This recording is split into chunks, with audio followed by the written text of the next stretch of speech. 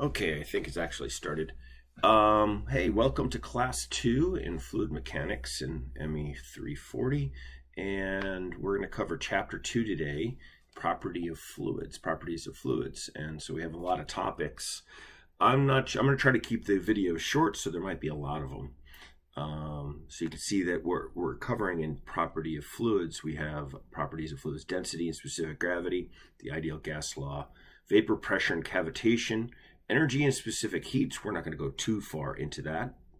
Coefficient of compressibility, which is really related to the speed of sound, viscosity, and then surface tension and capillary action. So let's get started. Okay, so here's something that you should note.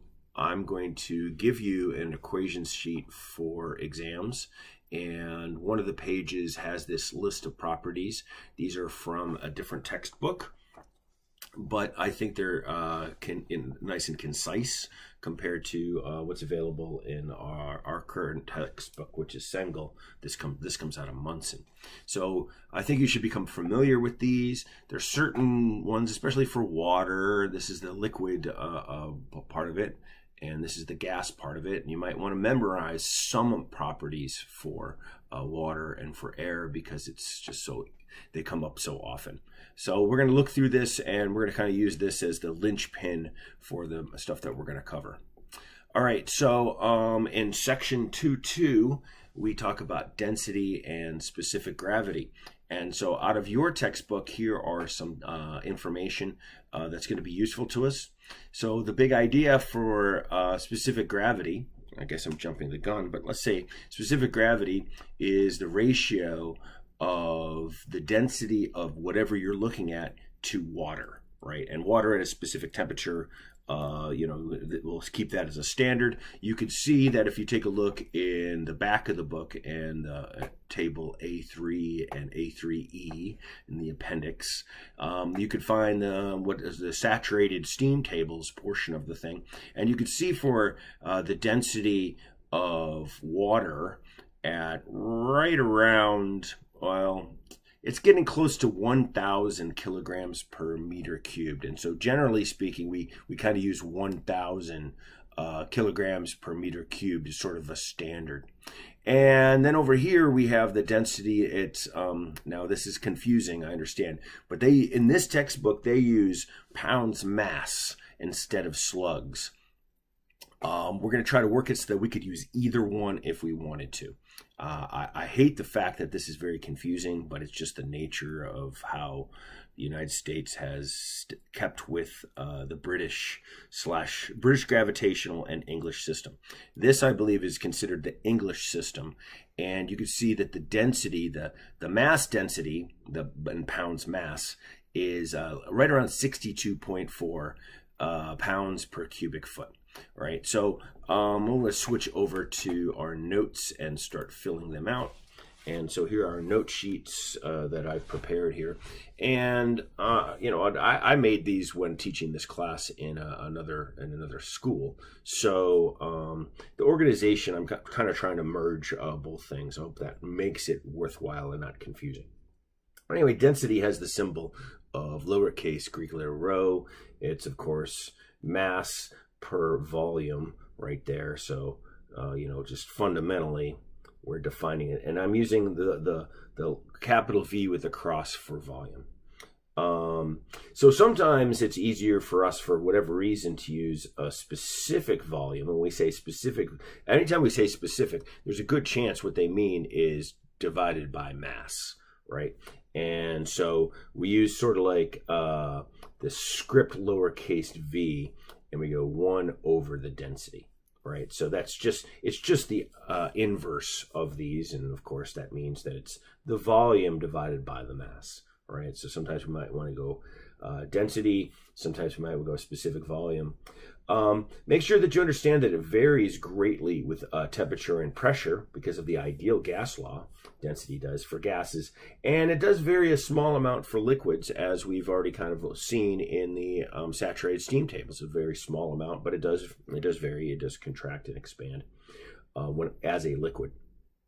Now, make life a little bit more confusing is that we use specific weight is something, and we use gamma, Greek letter gamma, and all that is just the density times gravity, right? And so we have now force per unit volume as opposed to mass per unit volume, right? So sometimes this is also called the weight density sometimes.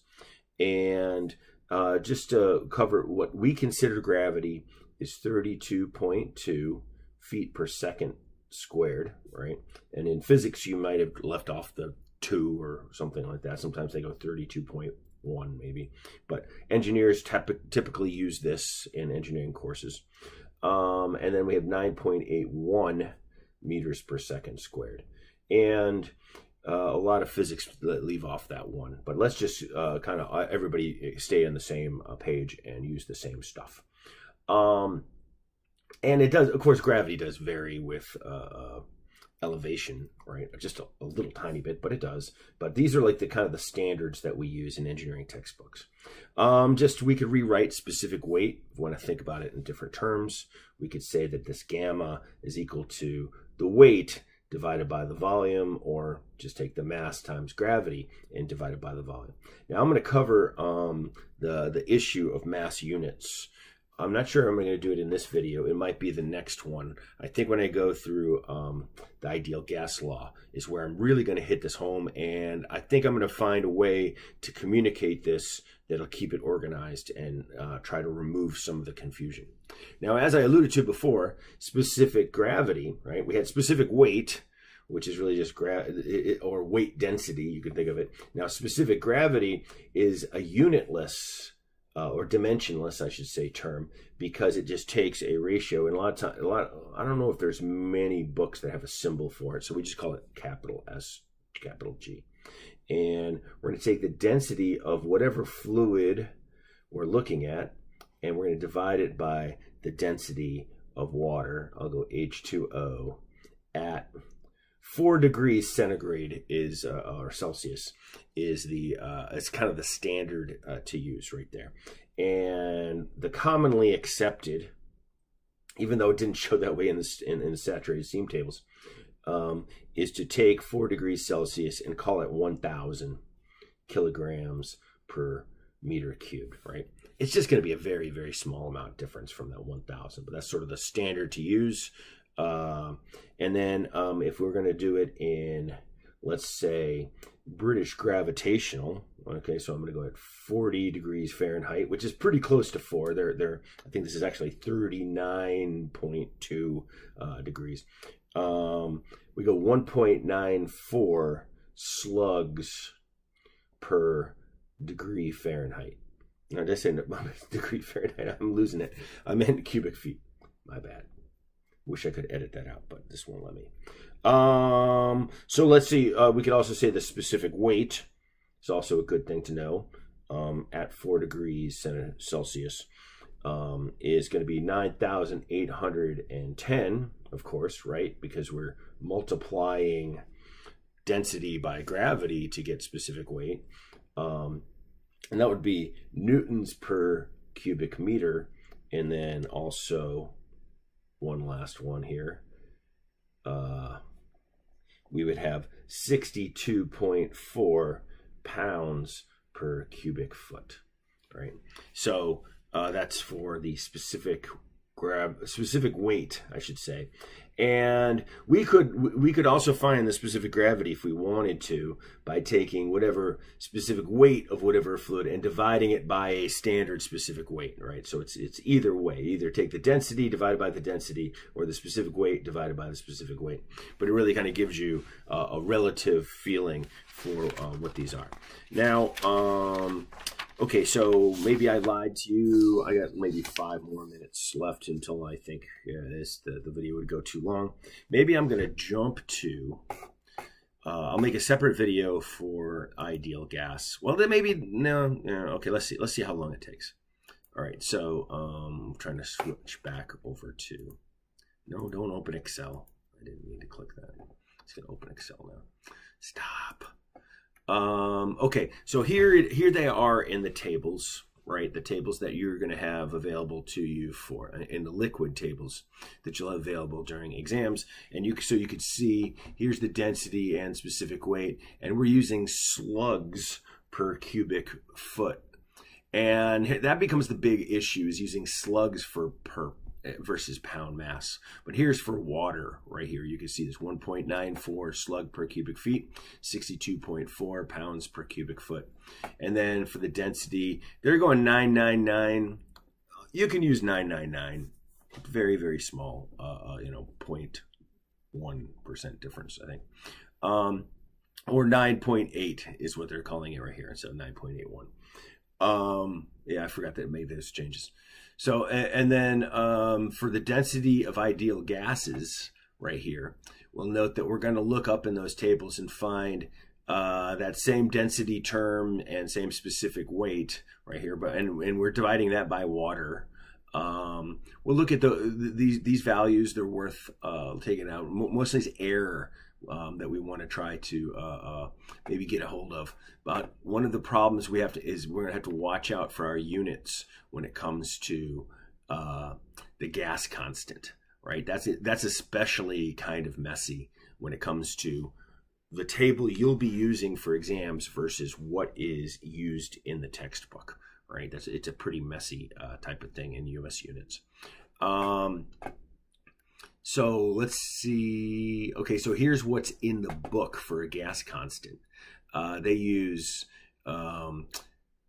okay, that's not too bad in metric. They have kilojoules per kilogram degree Kelvin, right? As opposed to joules per kilogram degree Kelvin. We're pretty okay right there, right? We have 2.869 e to the 2 as opposed to 0.287, right? So they're basically the same thing. But what comes mess up here, really messy, is they have for US units, they have PSI foot cubed. So they're actually mixing inches and feet together in the same units.